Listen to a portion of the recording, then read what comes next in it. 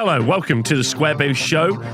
Me and your host, Val, are going to be taking you through all the updated news from the Square-based community. We've got old world event news, we've got upcoming event news, and we've got a little sneaky peek into what we've been up to for this past several weeks. In this ongoing introduction, I'm going to continue way past. Well, you yelled at me once because, well, you didn't yell at me. You politely told me that your intro dragged on because I didn't press the button. So I thought you were stretching. So I turned off the button and then you just kept going. So I'm cool to roll with it, man. That's we nice. Don't have That's to cut just the intro short. No, that's like a new thing now. Now I'm going to sometimes go over. I'm going to keep you guessing in the. Hello, everyone who's watching this or listening to this back as a podcast. We apologize that we haven't been here for a week. We have both. That's what today's show is about. We're going to talk about what we've been up to. Also going to be talking about what's coming up and what we're going to be doing. Because there are some really exciting things, both in-person events, future videos that we're going to make, and also online events, like Not to Blow the Lead, as well as a bunch of other stuff, update on the painting competition, some other stuff as well. So this is just a catch-up video with everyone in the community because it's been a month. It's been a month. A little. Hey, how are you? Yeah. What's up? So let us know in the comments below how you've been, where you're at with the old world, what's been going on, and how you've been feeling. Okay, so. My friend Val, how are you? I think all things considered, I'm doing okay. We can wrap that up at the end of the show. Okay. What's going on? Well, we have the SBOT that's coming up. Square-based Open Toronto. Robert is practicing flying to North America this weekend, so that way when he flies again 2 weeks later. Yeah, he's gonna be dialed in, which is fantastic. But we've got I mentioned, I think on a previous show, Eric from Eric's Hobby Workshop. He's cooking up some hills for us. I've acquired the remaining 10 tables of terrain. I'm gonna just say that I'm pretty sure, Rob, that there are somehow still tickets left available for the event. Like the event I'm attending. Yeah, it's kind of messed up, man. It's messed up. It's messed up. I'll include the link in the description, but go check it out, guys. And like, we're talking like not a lot of tickets. We got like 4 tickets left, but they've just been sitting at 4 tickets. I haven't checked the wait list in a long time. I'm wondering if people just keep adding themselves to the wait list. Pardon me, but yeah. So if you're interested in the Square, we got 2 tickets left. Okay, so we're almost fully sold out. We got 2 tickets left. So that's nice. So there you go, guys. If you're interested, Square-based Open Toronto, October 19th and 20th. There you go. Grab a ticket. Come on out. It's pretty awesome. Should be a really, really good time. Things are coming together nicely for it. We're gonna have really lovely terrain. We've got some cool custom maps just for this event. The pack is complete. You can find it on the link to the Square-based Open Toronto. There's even a pretty one put together by Tomo. So I'll upload that because he was very kind to format it, so it's not just a thing that I put together by typing everything. That's all I did. That was the only way I could actually complete the pack, was if I just embraced not formatting, and it did work, so that was good. That's the right answer. And then, Rob, I'm sorry to monologue here, but I think it's time. I need to make an announcement. There's something that people have been anticipating since the middle of the summer. Folks, winter, have been craving, calling out for, thirsting for pumpkin spice latte season. I mean, yes, and in fact, it's delicious. However, what I'm referring to here, Rob, is, you guessed it, the Square-based Online Tournament 2. I was going to say Electric Boogaloo, but that's what everyone says. So I don't know. In the comments, tell us what the subtitle for Green Knights Band 2. That's what it's called. That's what it's called. Don't read into the fact that I'm wearing a green shirt. As far as I know, Square-based has not banned the Green Knight because that's not our style. I think we're more of a deal with it type. Although we do have in the pack, I've included at least, if you kill them, and he comes back, you get 25% of the points, which I think is very fair. So at least you get something. And by the way, what's 25% of a Green Knight, buddy? 69. Oh, nice. All right. Let's go. Let's get, yeah. Square-based open. Sorry, not Square-based. Sorry, Square-based online tournament 2. Ooh, hit those plosives, not plosives, consonants. We're going to kick it off in about 2 weeks. So we're going to start in the week of October the 21st. We've learned some things. And I'll very quickly, do you mind if I quickly talk about some format? You should also just tell people what that means, what it is at all, because some of you might not know what SBO1 was somehow. Do you know who we are, Rob? The world-conquering SBO1.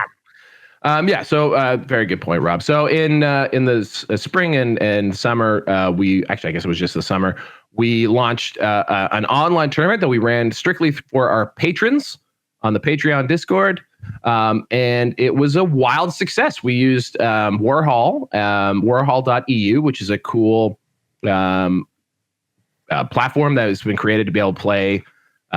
Started with Ninth Age and some other games online. We have, and then they added support for the old world, and it's just sort of an easier way, I think, to play a virtual version of this game. It doesn't replace the tabletop, but what it does let you do is play games and learn the game, and in my case, and I think in a lot of other people's cases, meet singles in your area who enjoy Old World. I've expanded my local community tremendously thanks to the original Square-based Open. Made some extra friends. It's really, really cool. So that one we ran, I guess, over a number of weeks. I think it was over about 8 weeks, maybe, and it included an exhibition round where everyone sort of had to get a game in. And then kicked off into just a very traditional, what wound up being a 5-round tournament.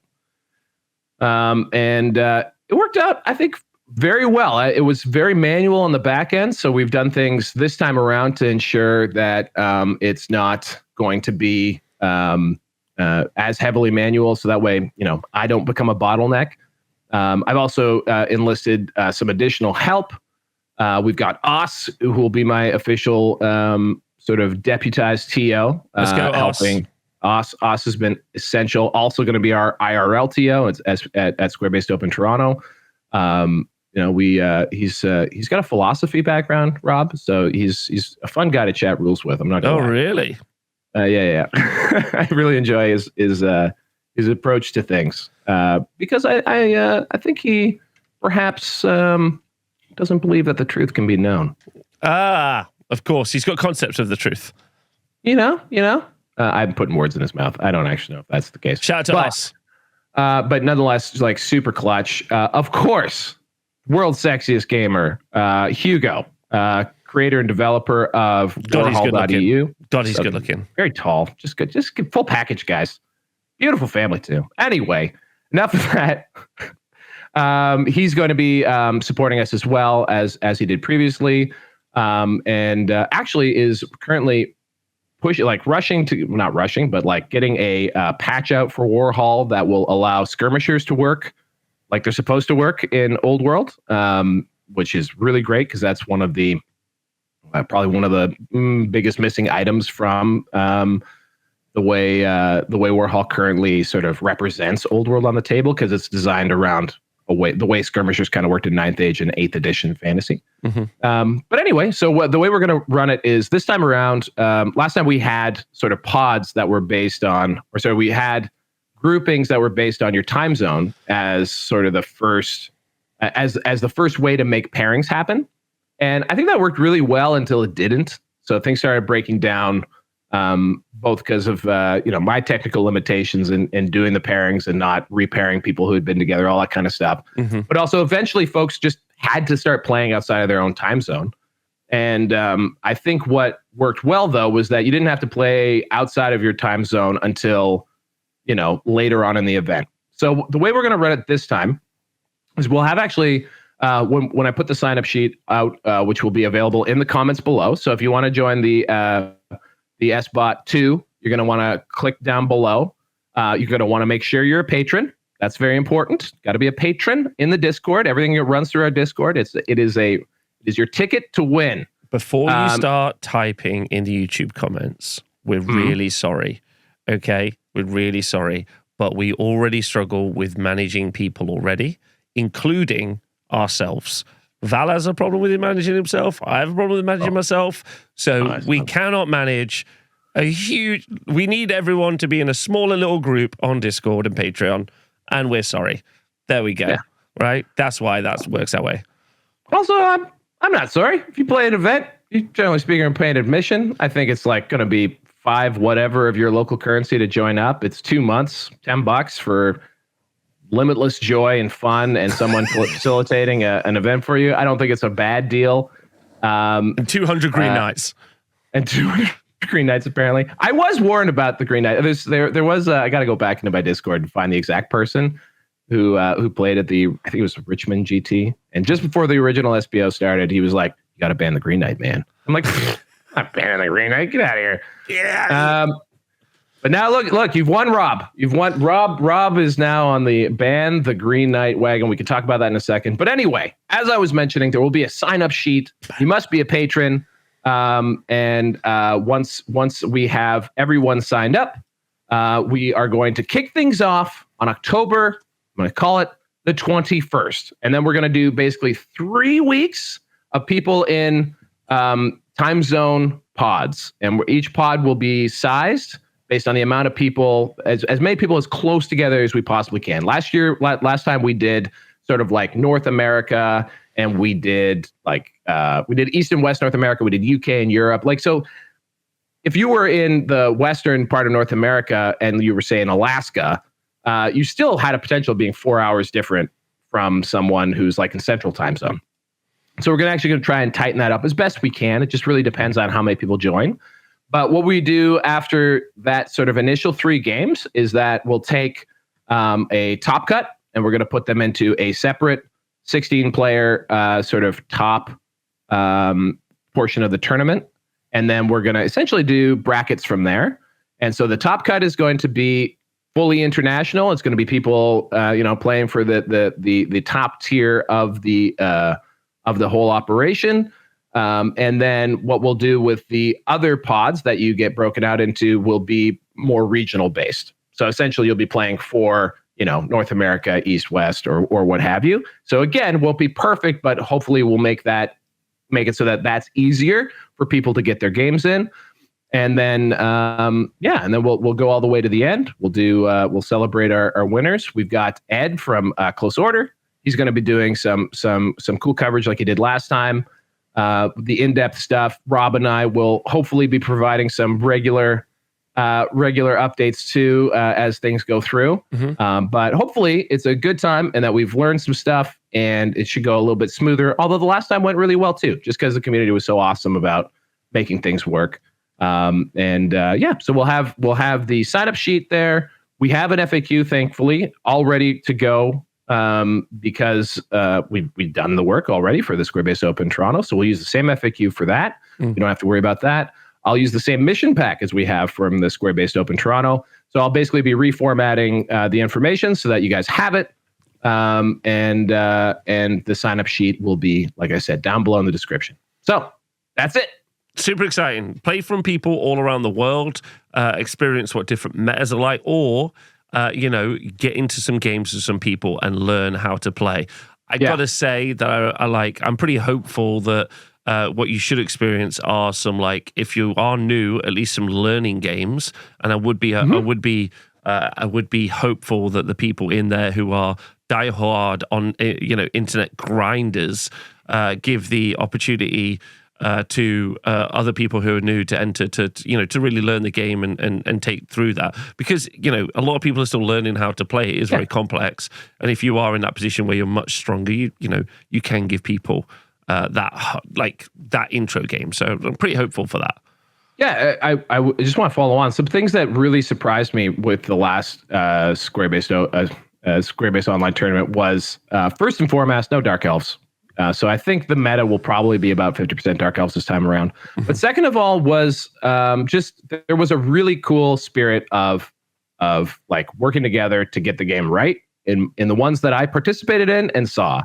And so because you play your games, you have to play your games in public on the Discord. Well, in public on the Discord, people can watch. And rather than a lot of actuallys, I felt like people really did, again, and the things that I saw, work together to try and make sure that the games were played correctly. And that was awesome. And there was a lot of like very detailed, grindy questions that came up and out of it, but that's all right. I think that's the way we want to figure things out is to have answers and understand how an interaction works before you get to the table rather than at the table, even if maybe it's a bit pedantic what kind of an argument you might be getting into. I think it was great. So yeah, I think if you are someone who is just learning the game, believe it or not, this is actually a really, really good format for doing that, because playing online, although yes, you don't have all the miniatures and you don't have the cool experience that way, which is for a lot of people just a non-starter. That's why they play. So why would I do this online? For others, if it's just a matter of like, I need to understand how to play this game, or I don't have people local to me who play enough, or whatever it might be, or maybe you're just, you don't have the time to be able to commit a full weekend and you could do one game a week. I think it's really helpful for that. And again, this is never meant to, I think, fully replace the real life experience, because, we love real life experiences and we run them and we promote them and we think they're the best way to do it. But this was pretty damn cool as an alternative or as a supplement to that. So again, if you're looking to learn the game and maybe you're just on the fence because you don't want to commit the hundreds of bucks that it takes to put an army together, this is a really good way to get a taste for the game. And I saw that last time. I saw folks who just hopped in to see how the game actually played. Some people dropped out because they're like, actually, this isn't for me. And that was fine.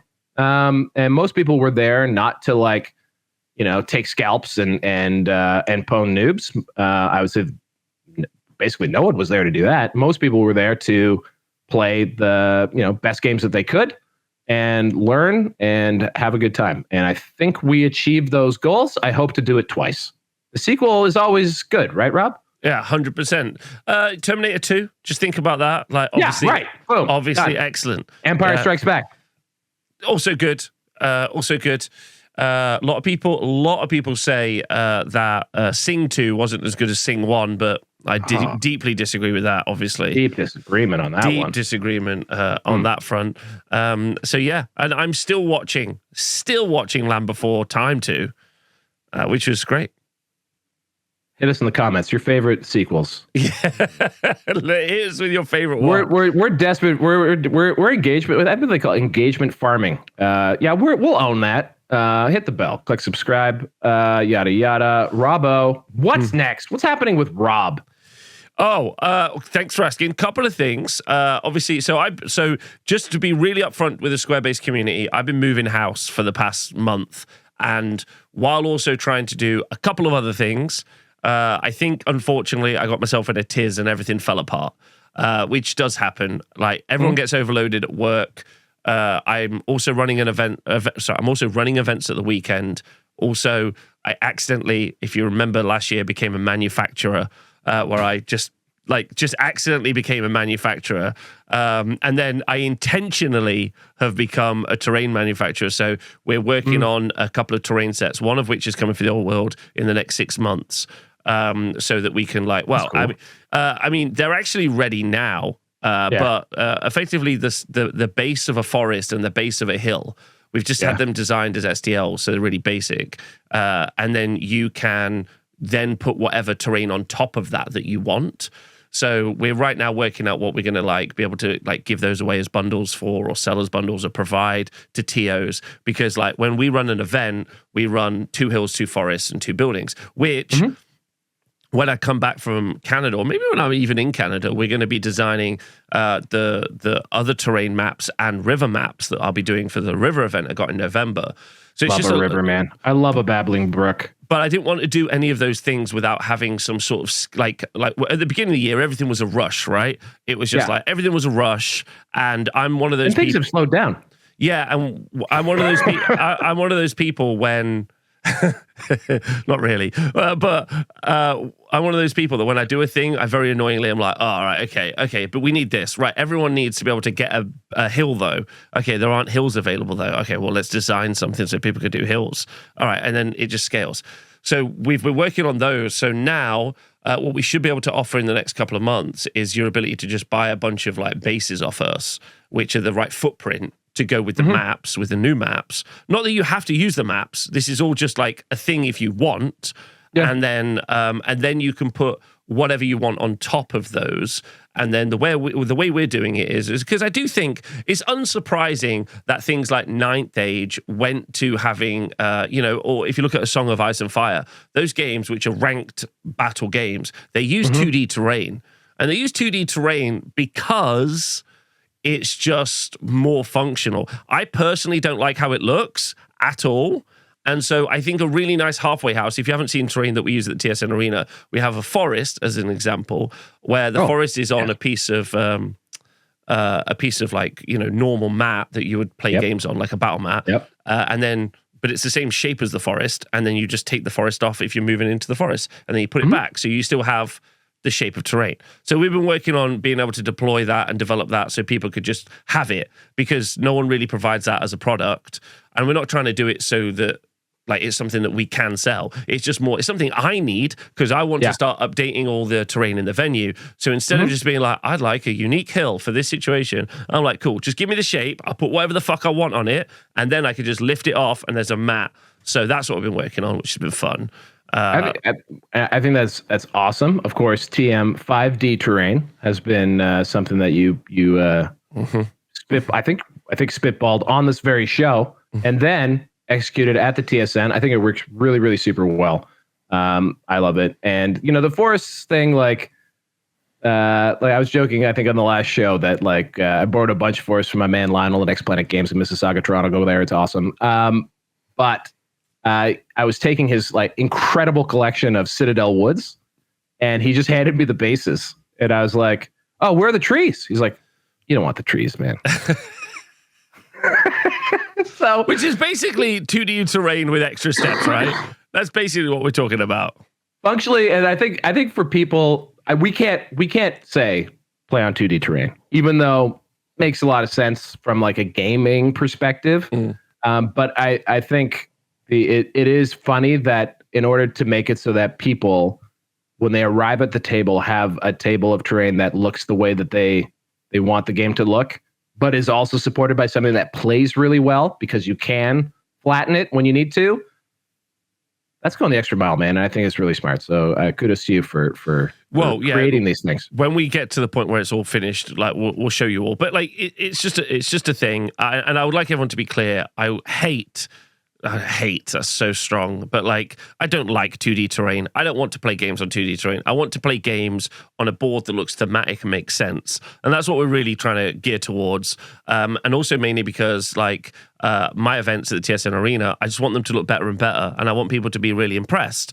So we've done our first run of quick boards that we got sorted. Now I want to do the holy shit, this is a cool board to play on. But also, holy shit, that was really seamless and easy and didn't really hurt my feelings. So that's the goal. That's what we're working on. Also been toying with the idea. So yeah, I've been moving house, doing some other bits, and lots has been happening. So the painting competition, which was meant to be for September, I'm just going to push until the end of October. So if that's paint a command group till the end of October, that's when you've got. So you got to paint a command group by the end of October. So if you're already behind, if you're already ahead and you finished, well done. I didn't even set up a Discord thread this month yet, so I'm super behind. So I just want to apologize to the community. Apologize, for me, I just forget to do bits. But it is important to me. It's important to me to do as well. So I'm super excited about that. So we'll get that. For the end of October. And if people, someone in the chat is saying, I killed myself to get that done, I'm really sorry. I apologize. But good that you got it done. Now you can just vibe, right? Add an extra edge highlight. Make it look fancy by the end of the month. So that'll be cool. And then I've been working on, in the background, when I've had 5 minutes at night, I've been trying to think up some ideas for some videos I really want to make. So a bunch of tacticas I want to make. Just an image on screen for people who are interested. This is the thesis for a video I would like to make. So let me know in the comments below what you think this video will be on. Failed to meet the first deadline, says Skitterix in the chat. Back into the chats. There we go. So this is a description.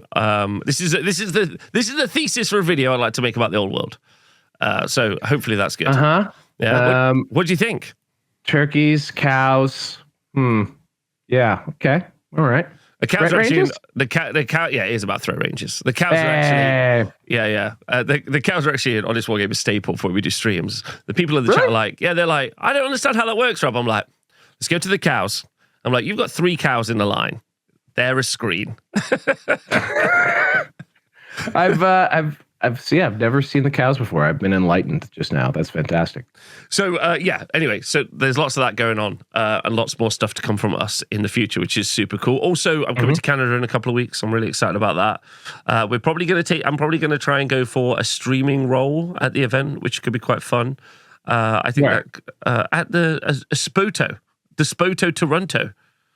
SBOTO? You want to stream? I'm streaming recording, aren't I? I'm going to stream record situation. I'm going to gonzo. I'm going to Channel 5 news it. That's what I'm going to do. But you'll play. I don't know if I can record and play. I know it's hard. I know it's hard. You literally said the other day, you were like, it's impossible. Well, for me, but like you do the impossible all the time, Rob. That's very sweet. I live in awe of you shouldn't. I think people will quite rightly be upset. One big bit of news. I've seen The Wizard of Oz, Rob. Look, I understand how it actually is. All right, I've peered behind your curtain. It's there's a lot of levers, a lot of steam blowing off, a lot of storm and drang. But it's still, we appreciate it all. I appreciate what you do. I do have an event. I do have an event this weekend at the TSN Arena. We have an all world event. 24 players battling it out to be the champ. No, what, 24? You got 24 coming? We're sold out. That's awesome. And dude. I won't be here. So I'm doing something I haven't done before. I'm letting other people run the event. So I'm pretty nervous. I really hope it works, because if it works, wow, Rob, can you imagine? Can you imagine if it works? Think of that. I don't know. I don't know what that would be like. It's fun, though. I'm looking forward to it. I think it's a square-based event, so we've got a good roster of people, which is cool. It's not differentiating from the game at all. I obviously should ban the Green Knight. We'll talk about that in a bit. But one other bit of news that is exciting for square-based fans, and especially for the incredibly niche Venn diagram of people who are both square-based fans, but also love battle jackets, and sewing patches onto their battle jackets or onto their, I guess, towels. Towels. I feel like it'd be a bit rough on a towel. I don't know why you picked towels. Backpack? Yeah, I don't know where people put patches. For our drug dealing friends in the old world community.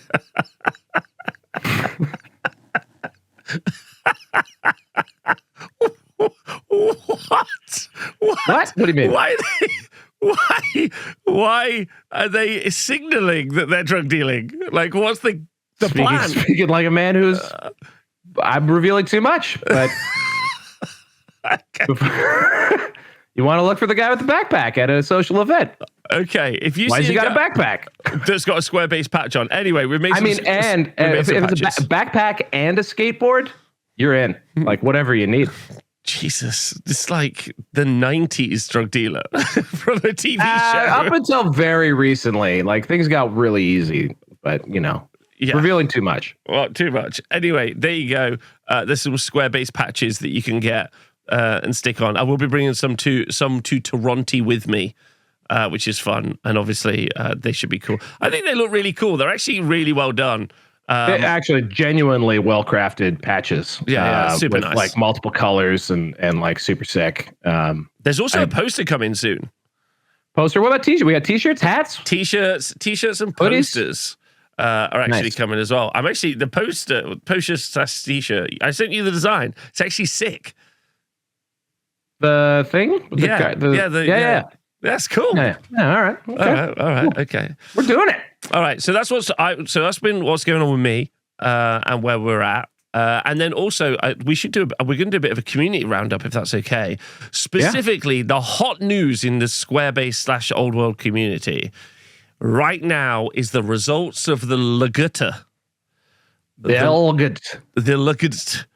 Now, if people don't know, we have this meat market event in the UK called the London Grand Tournament, which has had multiple PR disasters over the course of its existence, leading up to somehow its continued success and growth.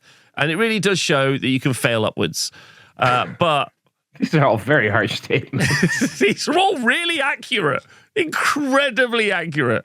Anyway, at the Lagutta, which is held in a sports hall near no food at all, in the middle of an incredibly expensive city that is London, a lot of people came together to play the Old World, one of our largest events ever in the community. In fact, Mr. Heffelfinger.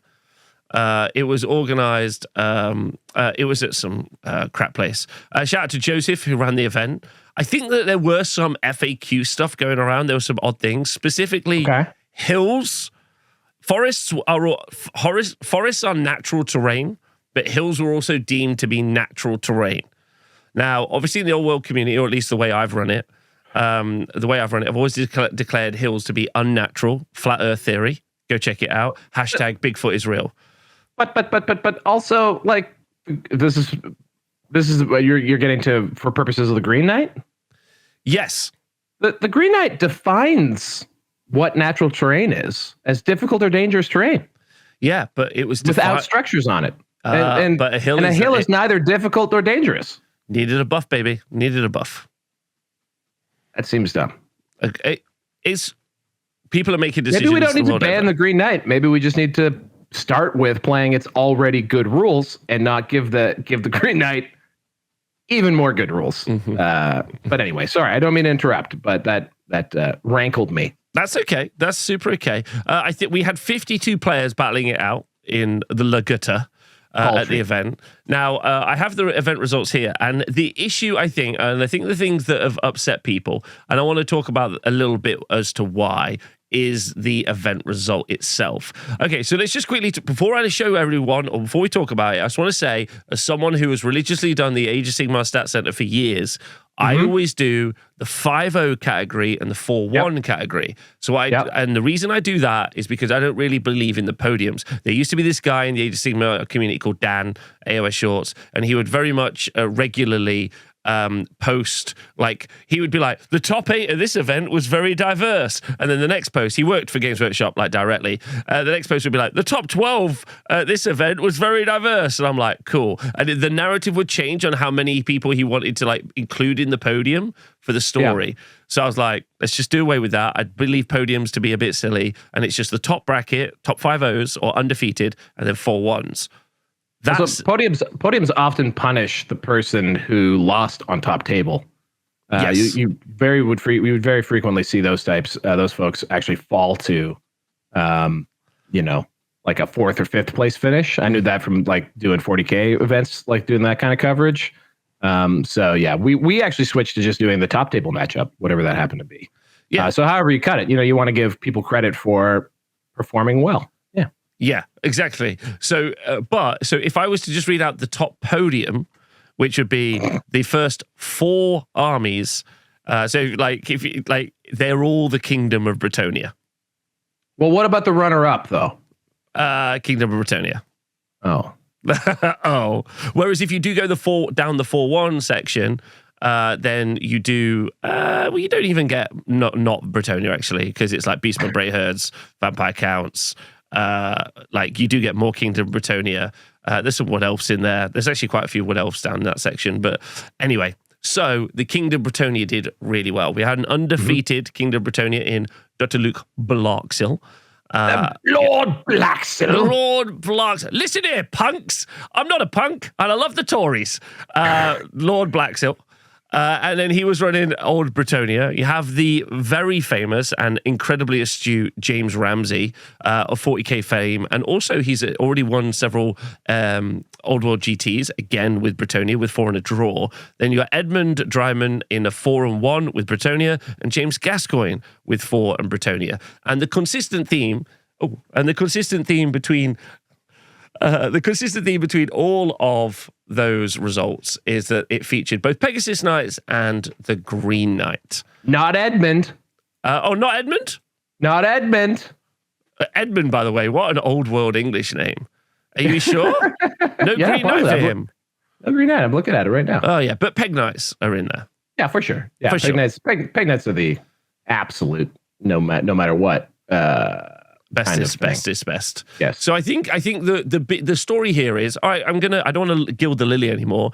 Val, I feel like the story is Bretonnia, a disaster, ban the Green Knight, the community reaction, and my joking reaction. Hopefully we can get to the point now where this has been a gag, as Val always says, are you doing a bit? And I'm often not doing a bit. It's very upsetting. So what do you think? And also, again, in the comments, in the chat, what's your like emotional reaction to it, and how do you feel about that as like a representation of the game? Well, so this would be probably our first like marquee tryhard event, I would say, like where people are going to go there to try and win the event. Like that was the key. I'd be curious to know, and I think anecdotally I did see some comment somewhere about how we used to talk about like T-Whip, so like the percentage of a faction that was in a situation where they could have possibly won the tournament, and in general, Kingdom Bretonnia just had an enormous win percentage versus so basically the people who brought Kingdom of Bretonnia probably focused on Peg Knights. I would bet down the line, the vast majority of them actually had a very good record, but they also were very represented in this particular tournament. So there's 48 players and lots of Kingdom of Bretonnia. So I'm honestly not super duper surprised because when we're getting into an event now, this is a lot of players bringing the best things they can think of, and then you probably have them. You probably had a lot of those players selecting the best army they could think of. And so these, I'm not surprised to see them run roughshod over the overall event. Does not surprise me, and I think this is a good result because I think much beyond anecdotally at this point, we know that like Bretonnia has some built-in advantages, and we're hopeful for like some form of a rebalance. And anything that we have that can show that, hey, maybe there's some unfun advantages being given to very powerful cavalry that can move 1 billion inches and charge in any direction. Please refer to my picture. Perhaps worth a second look. So I'm curious to see how maybe the studio reacts to a result like this. Yeah, so there's a couple of things to say about this, right? Like, number one, there's two things. Actually, I've learned a really valuable lesson from Val this year, specifically because I wasn't super on board with your concept of like the rule of three, and because of like gyrocopters sort of a thing. Like I was like the balance situation, I was like, let's work it out. But the bit that did really sell me on the concept, and like that I really stick with now and has really informed me making content for the past year in different game systems, has been the emotive reaction. Even though that's fundamentally not really orientated around anything, it's the emotive reaction of like, oh, Bretonnia like got the top 4 spots at the biggest event. Like, oh no, there's an emotive reaction there. And there's probably some really good and fair kind of like takeaways from that information. But the emotive reaction is like, buy the Green Knight, Pegasus Knight's 1 million points, like whatever it might be. And like that's the big takeaway. I do wonder how the community has been responding and reacting. I know for a fact that the community for me is the gaming community versus just like the online, like poo-flinging section of society. But it has been like it was an interesting result, definitely. I'd also say 52 players in England. There aren't that many players in England that have ground out a lot of games. Like a lot of games. And also there hasn't necessarily been the professional at certain events that we're getting at other events. So, we're not necessarily seeing as much information communicated across the table. There's still like a sportsman level of conversation here in how these, like for instance, James Ramsey as a person, I assume, like, because I know he plays a lot of 40k at a very high professional level, then he would communicate, I think, quite well over the tabletop, whereas I wouldn't necessarily that you'd see that across the entire gamut. And because this is a very, very dicey game with very like small, like, oh, I'm just in and I can clip that unit, which changes the shape of the game. Those things are important. And so I think there's a lot to take away here from other than the results. But that said, I do think that the skirmish thing is silly, the threat ranges is silly, and I think the Green Knight's a bit silly. I think those are all fair statements. Yeah, I think they're fair statements, but I think as big boy event gamers, I think there aren't a ton of these big results. In fact, like I did go back and look because I was curious. So, like I've got an enormous ego, and I wanted to know like where does the Square-Based Open Toronto stack up versus other sort of larger GT events? And I mean, you've run a ton of events, at that sort of smaller GT tier of like 20 some odd players, 24 players. Yeah, 24 players. Which is a great size for a weekend 5-round event. But looking around, there just haven't been a ton of these sort of like big tent pole things where people are going to prepare to go and play the best list that they possibly can. I think in the example of the LGT, and again, this is as outsider of a take as is possible because I wasn't there. I didn't see these games being played. I didn't talk to any of the people. This is just looking at some names on a spreadsheet. It just feels like the meta call was, look, these guys win. Maybe not easy, but they are the most powerful faction that they had access to, and so you saw them represented a lot, and they came out and they did what they were going to do. What happens from here is the rest of the meta. If we had another LGT next week, the rest of the meta would need to decide: do I tool up specifically to deal with this situation, or do I join them? Do we see a meta that's like half Bretonnian? Because it's pretty easy to get boxes of Peg Knights. Like that's what a gaming meta would look like. And I think just to be true to our roots, which is we have attempted to be as hands off as possible. And we have attempted not to make a number of changes because, like, look, our last show, we have all sorts of criticisms for this game. Yeah, apart from you did try to delete all of the Dark Elf faction. Just want to put that out there. Well, I mean, it's very popular. I think supported by a lot of people, namely myself. I didn't try. I clearly did delete them. They self-policed. All right, they just removed themselves. Actually, this is a big shout out. You want to talk about something that's a wild result? Yeah. Why don't we have a look at a little fellow named Ed? I scroll on down to 8th place. Dark Elves. Ed rent 3, 1 draw, and 1 loss with Dark Elves. So there you go. There is hope for those sadistic, crazy people. To show up and play with them. And also the big Scream, vampire counts didn't end up being up there as well. So something to shout out with about that, which I think is interesting. Scream out even. Scream out. So very interesting. And it could have just been a 5-round. It's I think we're still very early into the game. Very early into the game to be making big shouts. And I agree with you, adjust into the meta, all the dragons. Where are all the dragons? Where are all the dragons that people said are just all about the game? They're not there. So what is the situation? How can we pass this down? And maybe it's just a situation like you said. It could also just be a fluke, where it all pulls together. I think that's the other thing to talk about. I think there is a thing where if the players, and I'm going to say best players here, but they may or may not have been the best players who wound up atop. They certainly wound up being the best players at this event. But again, when you're choosing your tools to go to an event, and if your goal is to win, it might just be that people were well, these are obviously very strong choices. And so if most of the in it to win it people pick that list, maybe next time the ones who weren't Lord Blacksil will think, okay, well, Lord Blacksil's going to be rolling with his Peg Knights and the Green Knight. What can I do? What's the best option for running against that? Or if the biggest fish is now Bretonnians, is it possible to do better than Bretonnians? I've seen, and I'm sure you have, and I'm sure all of our viewers have seen, that sometimes you get very high-powered elements in a meta, and sometimes the meta can adjust. Sometimes it's just busted, right? Mm-hmm.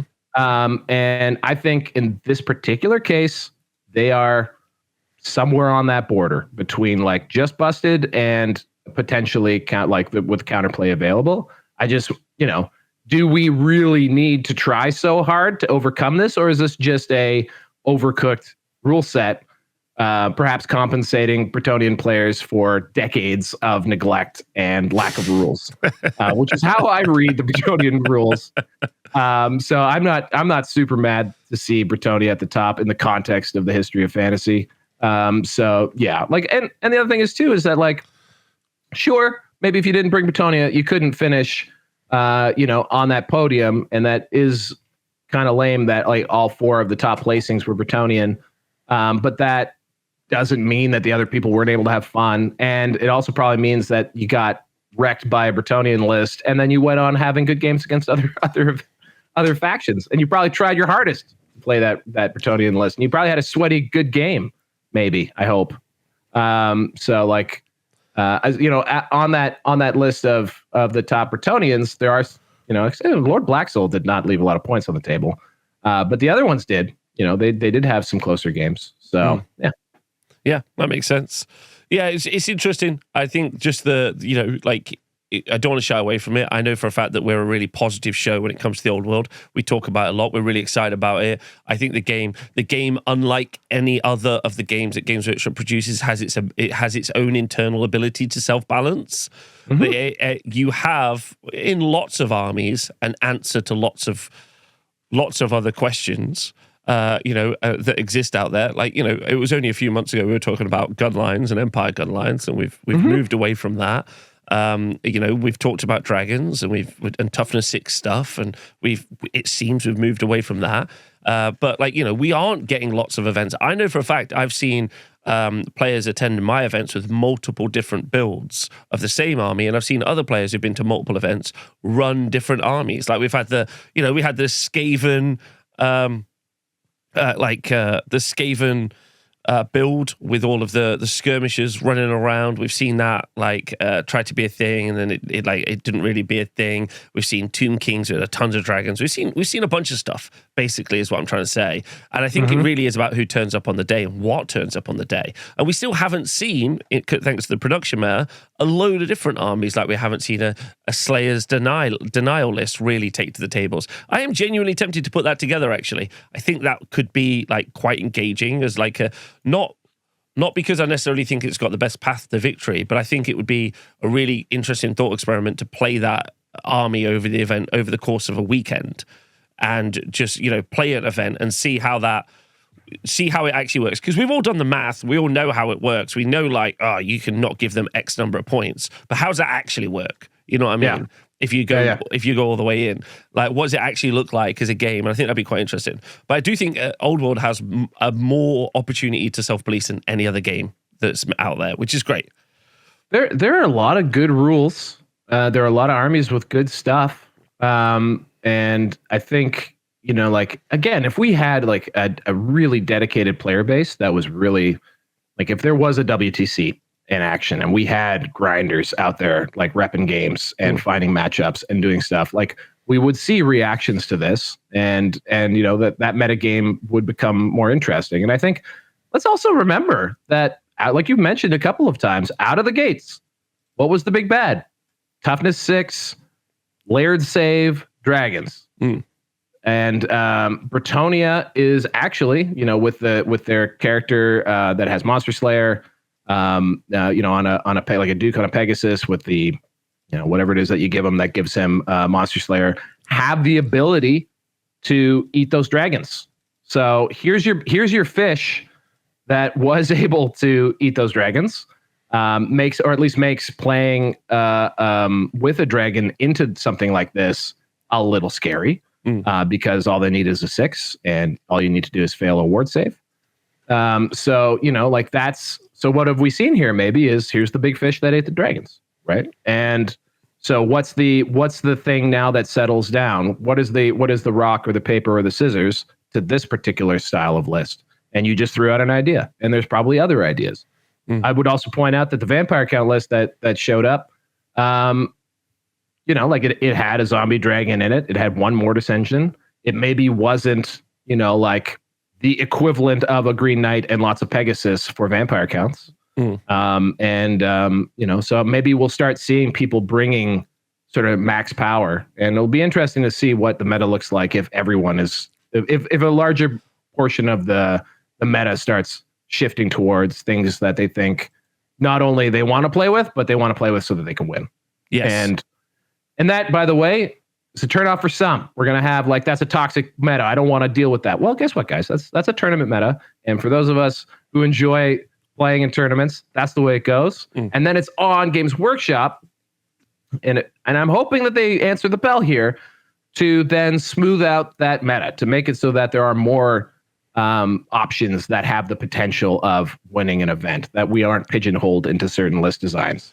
The niceness of the nice thing about Old World so far is that it's so new, it's so fresh that we've been finding our legs, and lots of stuff can work.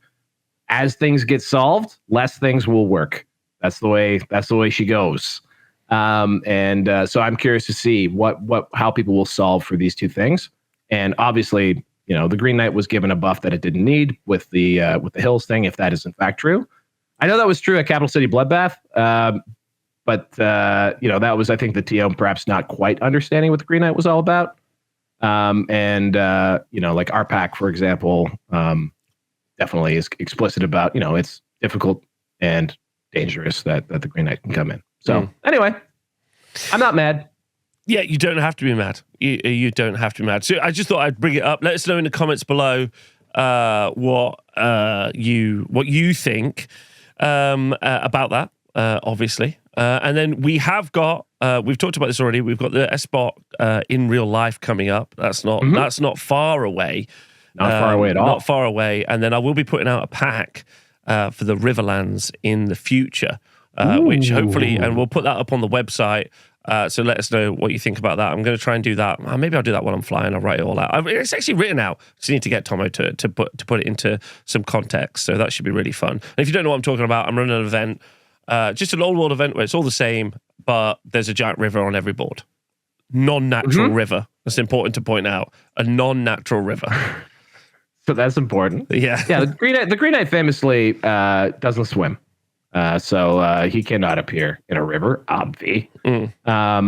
But I'm also curious to see how are you gonna have you considered how you're actually gonna make rules for a river? What are you gonna treat them as? Yeah. Well, we're actually gonna play each round with the river having different rules, very much like the river did in Warhammer Fantasy Battle 8th edition, with some slight amendments. Sometimes it's boiling blood. Sometimes it's gotcha. Yeah, but it'll be the same on every table for the round. And then I'm going to try and make it so that it's intentionally detracting to. I'm going to try and make it fuck with movement somehow. But that's effectively the goal. The goal is to have probably flying stuff and stuff that moves very fast, not as effective because there's a river in the middle. Not sure how, because obviously that would affect stuff on the ground. I get that. Like mist, I'm assuming, or something along those lines, but some sort of like terrain balancing mechanic is the goal. So we'll see. We'll see how it works out. So that's me. What have you got coming up? Well, as mentioned, I've got Warhammer wise, we got those two big events going on. But are we winding down? I guess we're winding down. Yeah, I've been really struggling to set you up to help you pivot to where we are now. If I'm 100% honest, I was the good past 10 minutes. If I'm real honest, I'm like, there's not like normally my segues are lighthearted. I'm like, if we get to the root of the issue, but there's no way really for me to help you segue here. And I was like, I got maybe the perfect thing. Go for it. No. No? Was that inappropriate? Well, you didn't know him. Very appropriate. Guys, I just want to share with you that because I think it's important that we maybe give you some insights every now and again. And unfortunately, last week I lost my dad. My dad died, and that sucks. I don't know how else to say it. But the reason why I want to bring it up is that throughout this process, because it's been going on for a long time, he was sick with cancer. And not even a long time in the grand scheme of things. I was, in fact, with this man right here. I was in Nottingham, UK, when I got the news that he had the diagnosis, and that was a bit mind-bending. But I was fortunate enough to have Rob there, a dear friend, who then proceeded to go into maximum entertain you, take care of you overdrive to help me wrap my brain around this. My dad, and I'm doing his eulogy tomorrow, so this maybe is a helpful warm-up, but my dad was similarly frantic and also similarly kind and welcoming, and it is too bad that we lost him. And I know there's a lot of people out there that have gone through this, maybe are going through this right now, and it is awful. But I did want to also say that I've never been more proud of my dad than I am of him today for how he faced his diagnosis and the end. And he did it with gratitude, and he did it without giving up. We see the, if you aren't experiencing it personally, or if you don't have someone in the family, you see all this stuff about cancer and a battle and a fight and all that stuff. And all that is very true. But the thing is that it's a very stacked game. My dad actually wound up with a very favorable diagnosis, something that, is often treatable. But, as gamers, I think we understand that sometimes you roll a 1, and he did that. And he rolled a 1 at a very critical moment in his life. And he continued to roll dice, though. He continued to keep going forward until, his thing was he would keep going until a doctor told him there wasn't much point anymore. And ultimately, he kept going beyond that point. And he did it with such great compassion, not only for his family, who he was very concerned about. First and foremost, he was worried about those around him, how it would impact them, but also with great compassion for himself, and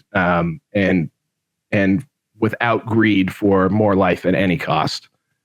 He really did do this on his terms, and I love him to bits, and I'll miss him. But I'm so proud of how he did it and how he went out, and he went out peacefully. And what more could a son hope for? Because this does come to us all, folks. And I'm sad that it came to him. But there you go. And I bring him up just to relate it back too, because my dad had a lot of hobbies and interests, and was probably very ADHD, undiagnosed all the way through. And he introduced me to not miniature, but model making. He was a scale model guy when he was a kid. He used to love building like World War II planes and stuff like that. And so when I was little, and he was looking for ways to keep me entertained or to share something with me, we built models together. And I used to have it right here, but I've lost it. But I did have for a little while the conning tower of the USS New Jersey, an Iowa-class battleship, which was the first thing I ever glued together. And it just fell out of a box I was moving one day. I have no idea how it survived, but it is like this little tiny plastic piece that I was like, oh, wow. And it really, really brought me back to those early days with my dad. And I hope that, those people out there that are sharing this with their kids, or maybe this game was shared with them, realize that you're creating some really awesome connections and memories, and you're sharing something that's meaningful to you, and or maybe even just with other members of your family. And I think my dad was a really wonderful guy. The fact that he passed away doesn't change that. He would have loved to keep living, but he was so grateful for the life that he got to live. And I think that's a really great way to approach this thing. And by that thing, I mean life. And like I said, couldn't be more proud of him. Sad to see him go. Thank you guys for indulging me on this, but that's what's been burning in the background for like the last 6 months. And doing this show, being able to talk to you guys, being able to hang out with Rob, being able to read comments, being able to do something that I really am passionate about, even in the face of something really real, like, someone's life and cancer and someone who you love going through something bad. Being able to have those things just allowed me to, not fall to pieces and be strong like my dad for other people in my life. So thank you guys, and bon voyage to my dad.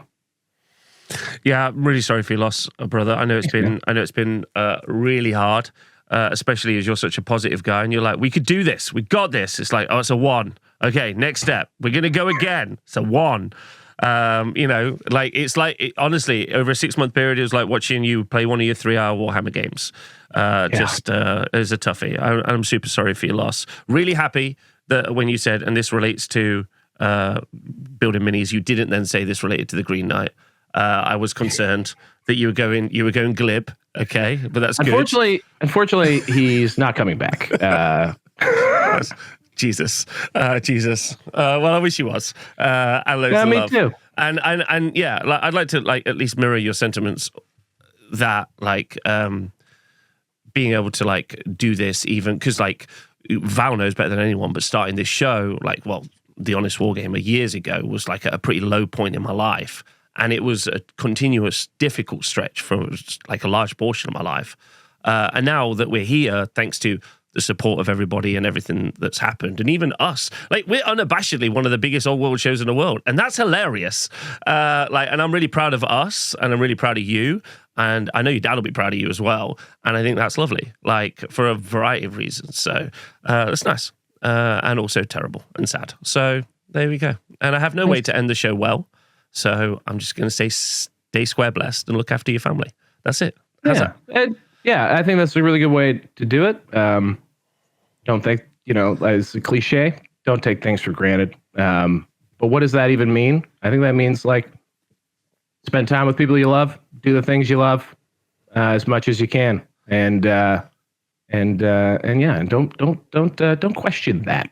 I think if you look into your heart, and you think, what is the thing that's important? You can usually find it. And that's something my dad did do. And maybe pass that on to you guys. So thanks, everyone.